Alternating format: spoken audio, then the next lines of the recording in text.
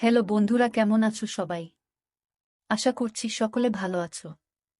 প্রিয় বন্ধুরা, আজকে তোমাদের জন্য নিয়ে এলাম আরও একটি নতুন গল্প। আশা করছি তোমাদের দাঁড়িয়ে যাবে, তাই ভিডিওটা শুরু থেকে শেষ পর্যন্ত দেখো। ছোট কাকি বৌদিকে খুঁজতে গুদাম ঘরে চলে এসেছে। আমি বৌদির সাথে আছি। কাঠের ফাঁক দিয়ে দেখতে পেলাম ছোট কাকি এদিক ওদিক বৌদিকে খুঁজল। তারপর বৌদিকে না দেখে বেরিয়ে গেল। ছোট কাকির পায়ের আওয়াজ মিলিয়ে গেল। বৌদি বলল, দেখেছ ঠাকুরপো, আর একটু হলে ধরা পড়ে গেছিলাম। ধরা পড়লে কি কেলেঙ্কারি হতো বুঝতে পারছ? সত্যি বলতে আমিও ভীষণ ভয় পেয়ে গেছিলাম। কিন্তু বৌদিকে অভয় দিয়ে বললাম, কি যে বল না বৌদি, যে জায়গায় আমরা দুজন আছি কাকিমা কেন, কাকিমার বাপ আসলেও আমাদের কখনো খুঁজে পেত না। এখন তুমি তাড়াতাড়ি বাড়ি ফিরে যাও, আমি কিছুক্ষণ পরে আসছি। বৌদি কাপড় আর চুল ঠিক করে গুদাম ঘর থেকে বেরিয়ে গেল।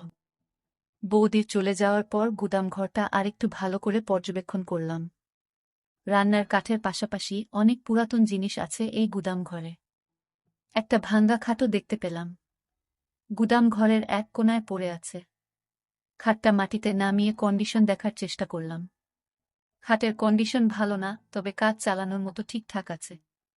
আমি ঠিক করে ফেললাম এই গুদাম ঘরেই মাকে নিয়ে এসে মনের বাসনা মিটাব। আজ ছোট কাকির নাকের ডগায় বৌদিকে কাজ করে দিলাম, অথচ ছোট কাকি বুঝতেও পারল না। এর চাইতে নিরাপদ জায়গা আর হতে পারে না। এখন যেভাবেই হোক মামনিকে এখানে নিয়ে আসতে হবে। বৌদি যাবার 15 মিনিট পর আমি বাড়িতে ঢুকলাম। এই সময়টা বাড়ির সামনের লনে হাঁটাহাঁটি করলাম। তাড়াহুড়োয় মনের খায়েশ মিটল না। সকালে স্নানের সময় মাকে দেখার পর থেকে একটা ঘোরের মধ্যে ছিলাম। মা ছেলের স্বাভাবিক সম্পর্ক বারবার ভুলে যাচ্ছিলাম। পূজনীয় মাকে এক অপ্সরা নারী ছাড়া কিছুই চিন্তা করতে পারছিলাম না। নিজেকে থামাবার শত চেষ্টা যেন বিফল হয়ে যাচ্ছিল বারবার। আজ সকালে বড় কাকার কিছু অতিথি আসার কথা ছিল। সকাল পেরিয়ে দুপুর হলেও তাদের কোনো খবর নেই। দুপুরের শেষ দিকে মা আর নোলক দিদিকে পুকুর ঘাটে গোসল করতে দেখলাম।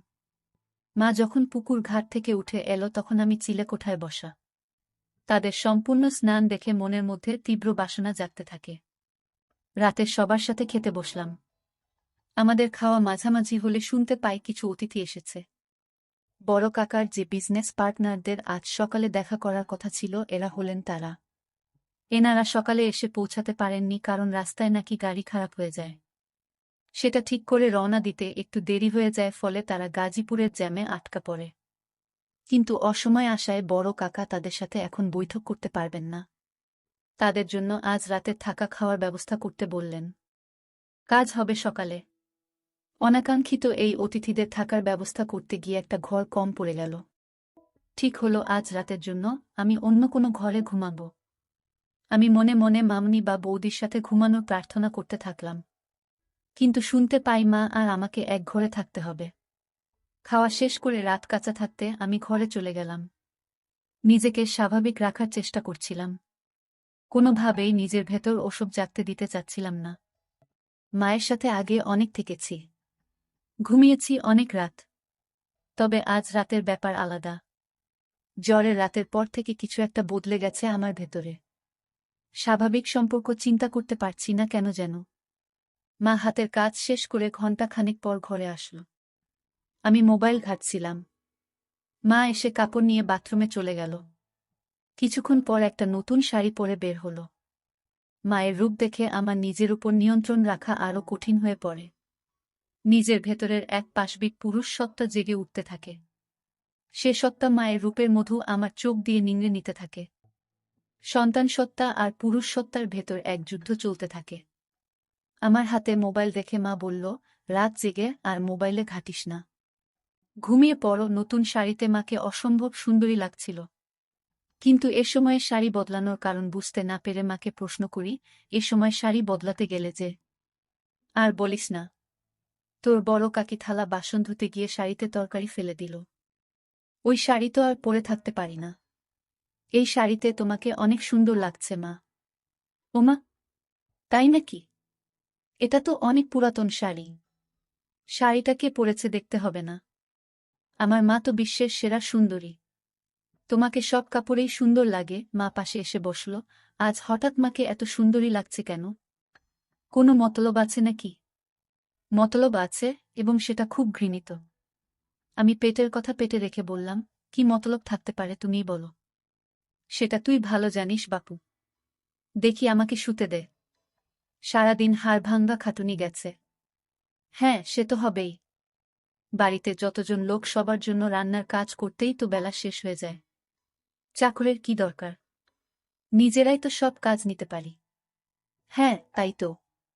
বউগুলোকে বিনে পয়সায় চাকরের মতো খাটাতে পারলে তো কাকাদের লাভই। তুই কাকাদের উপর খেপলি কেন রে? খেপলাম কোথায়? তোমার পা টিপে দেব মা? ওমা, আমার ছেলের সুমতি হলো দেখছি। এই তুই সত্যি করে মতলবটা বলতো। আহ মা, তুমি তখন থেকে কি মতলব মতলব শুরু করলে বলো তো? বলা নেই কওয়া নেই আমাকে সুন্দরী বলছিস, হুট করে আমার সেবা করতে চাচ্ছিস। ব্যাপারটা কি?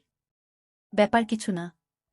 আমি জ্বরে পড়লে তুমি সেবা করেছিলে, সেখানে তোমার কি মতলব ছিল বলো শুনি?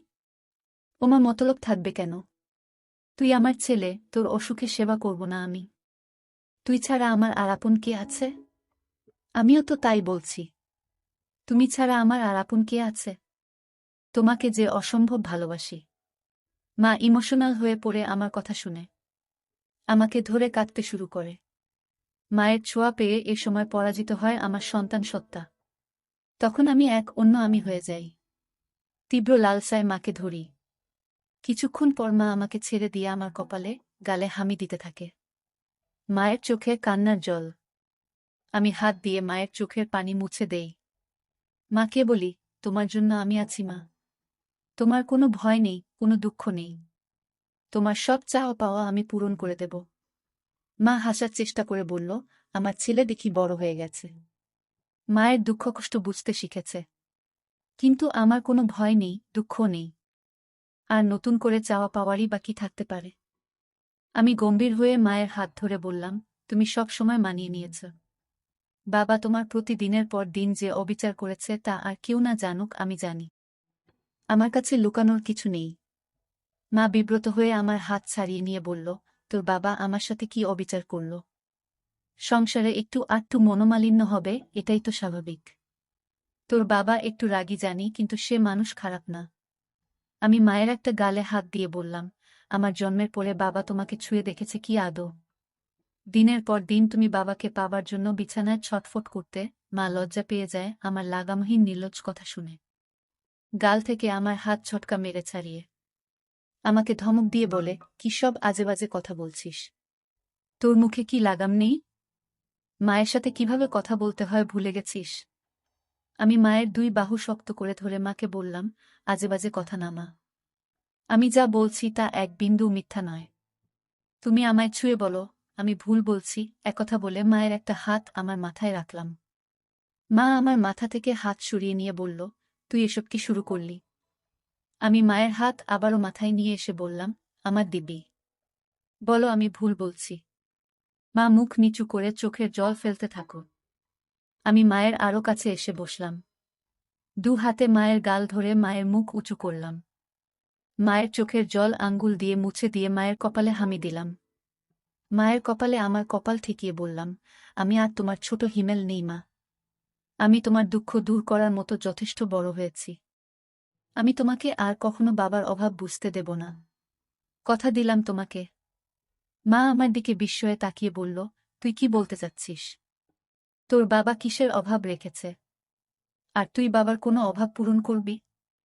এই অভাব, বলে আমি একটা হামি দিলাম। মা ঘটনা আকস্মিকতায় স্তব্ধ হয়ে যায়। যখন বুঝতে পারে আমি কি করছি, তখন আমাকে দু হাতে ধাক্কা দিয়ে ঠেলে সরিয়ে দেয়। তুই এটা কি করলি? তুই কি জেনে বুঝে করছিস? তুই পাগল হয়ে গেছিস। মা তার চেহারা দু হাত দিয়ে ঢেকে কাঁদতে লাগল। একটু পর মুখ তুলে আমার দিকে রক্তবর্ণ চোখ করে বলতে লাগল, দূর হ আমার চোখের সামনে থেকে। তোর মতো কুলাঙ্গার জন্ম দেওয়ার আগে আমার মরণ হলো না কেন? যদি জানতাম তুই বড় হয়ে এ কাজ করবি, তাহলে তোকে ছোটবেলাতেই গলা। মা কথা শেষ করার আগেই আমি মাকে আবার একটা দেই।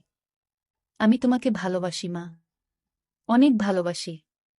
তুমি দিনের পর দিন বাবার অভাব অনুভব করেছ। গভীর রাতে তুমি আমাকে ধরেছ, কিন্তু মা হয়ে ছেলের সাথে সম্পর্কে জড়াতে পারোনি। আমি ছোট ছিলাম বলে তুমি মেটাতে পারোনি শরীরের ক্ষুধা। মা আমার কথা শুনে বলে, তুই এসব কি বলছিস? আমি তো মা। মা হয়ে তোর সাথে এমন কাজ করার কল্পনাও করতে পারি না কখনো। মায়ের কানে মুখ রেখে বললাম, আমাদের মা ছেলে সম্পর্কের বাইরেও একটা পরিচয় আছে মা। আমি পুরুষ আর তুমি নারী। তুমি এতদিন নিজেকে সমত রেখেছ, নিজেকে সতী প্রমাণ করার চেষ্টা করেছ। কিন্তু কার জন্য? যে লোকটা তোমাকে মানুষ বলে গণ্য করে না তার জন্য। তুমি যদি নিজের জন্য একবার হলেও ভাবতে, তাহলে আজ তোমার জীবনে এত দুঃখ থাকত না, কখনো এত অবহেলায় থাকতে হতো না।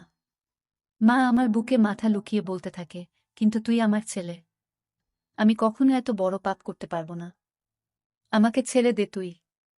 আমি নিজেকে আটকাতে পারছি না মা। তোমার পরশ পেয়ে আমি পাগল হয়ে গেছি। তুমি অপরূপ সুন্দরী। তোমার মায়া আমাকে পাগল করে দিচ্ছে। মা বলল, তুই এমন করিস না। তোর পায়ে পড়ি। আমাকে এত বড় পাপের ভাগিদার করিস না তুই। আমি তোর বিয়ের ব্যবস্থা করে দিব। আমি হাত বুলাতে লাগলাম। সমাজ সংসার ধর্মের ভয়ে এই নিষিদ্ধ সম্পর্কে জড়ানো থেকে মন প্রাণ দিয়ে নিজেকে আটকাতে চাইছে মা। কিন্তু আমি জানি দেহের ক্ষুধার কাছে মনের বাধা এক অনুপরিমাণ বাধা দিতে পারবে না। মাকে সবসময় পূজনী দেবীর সাথে তুলনা করে এসেছি, আজ এই দেবীর সাথে এমন ঘৃণিত কাজ করতে আমার বিবেকেও বাধছে। কিন্তু ওই যে দেহের ক্ষুধার কাছে পরাজয় হয়েছে বিবেকের। মা চোখ বন্ধ করে আছে। চোখে পানির রেখা ছাপ ফেলে গেছে। মায়ের নাকের ফুল ঘন ঘন ছোট বড় হচ্ছে। আমি মায়ের চিবুক ধরে মুখ উঁচু করে ধরলাম। মা চোখ খুলল না, ঘন ঘন নিঃশ্বাস নিতে থাকল। মায়ের বিছানার পাশের টেবিলে সিঁদুরের কৌটা দেখতে পেলাম। এক হাতে কৌটাটা তুলে নিলাম। কৌটা থেকে সিঁদুর নিয়ে মায়ের ফাঁকা সিথিতে পরিয়ে দিতেই মা চোখ খুলে ফেলে। হিমেল, বাবা তুই কি করছিস এসব? সিঁদুর পরিয়ে দিলি আমায়? আর কোনো সংকোচ নয় মা। তোমায় সিঁদুর পরিয়ে নিজের বউ করে নিলাম। সিঁদুর পরালেই কেউ বউ হয় না। সমাজের সামনে অগ্নিকে সাক্ষী করে ৭ পাক ঘুরতে হয়। আজীবন সাথে থাকার প্রতিজ্ঞা করতে হয়। তুই আমাকে নিয়ে যা করতে চাচ্ছিস সেটা পাপ। তোকে বাধা দেবার ক্ষমতা আমার নেই। এ পাপ তুই করিস না বাপ আমার। আমাকে আর অসতী করিস না। আমি শাড়ির আঁচল তুলে মায়ের মাথায় ঘুমটা দিয়ে দিলাম। মার চোখ অশ্রুতে টলটল করছে। আমি মাকে বললাম, তুমি আদর্শ মা, আদর্শ বউ। কিন্তু বাবা তোমার আদর্শ স্বামী হতে পারেনি। যে সমাজ এতদিন তোমাকে উপেক্ষিত করে দেখেছে, আমি মানি সে সমাজের নিয়ম। ঘরে জ্বলতে থাকা মাটির প্রদীপটা মেঝেতে রাখলাম। মাকে বিছানা থেকে নামিয়ে হাত ধরে প্রদীপের চারপাশে ৭ পাক ঘুরলাম, তারপর আমার গলা থেকে সোনার চেনটা খুলে মায়ের গলায় পরিয়ে দিলাম। প্রদীপ হাতে তুলে নিয়ে তার শিখার উপর হাত রেখে বললাম, এই অগ্নির শপথ নিয়ে বলছি, আমি আদর্শ ছেলের মতো তোমাকে সব দুঃখ কষ্ট থেকে দূরে সরিয়ে রাখব। তোমার উপর কোনো অবিচার হতে দেব না। আমি আজ থেকে তোমাকে আমার সহধর্মিনীর মর্যাদা দিলাম। এরপর মাকে বললাম, অগ্নিকে সাক্ষী করে ৭ পাক ঘুরেছি, মঙ্গলসূত্র পরিয়ে দিয়েছি। এবার আর কোনো দ্বিধা নয় মা। শাস্ত্রমতে তুমি আজ থেকে আমার বিয়ে করা বউ। মায়ের চোখ বেয়ে জল গড়ে পড়তে থাকল। নিজের বিবেকের সাথে মা এখনো সন্ধি করতে পারছে না। আবার ভালোবাসার কাঙ্গালিনী মায়ের প্রতি আমার ভালোবাসাকে ফেলেও দিতে পারছে না। তারপর আমাদের মাঝে শুরু হলো আদিম যুদ্ধ। চেয়ে দেখি মায়ের চেহারায় পরিতৃপ্তির ছাপ। আমি মাকে জিজ্ঞাসা করলাম, কেমন লাগলো মা? মা আমার দিকে ক্ষণিক তাকিয়ে মুখ ঘুরিয়ে নেই। মা মুখ ঘুরিয়ে ফুপিয়ে কেঁদে ওঠে। তারপর আমি কি করলাম? হায় ভগবান! আমার সর্বনাশ হয়ে গেল। নিজের পেটের ছেলের কাছে ক্ষণিকের সুখের জন্য নিজেকে বেচে দিলাম। ভগবান, আমাকে ক্ষমা করো বলে আমার দিকে পিঠ ফিরে কাঁদতে থাকে।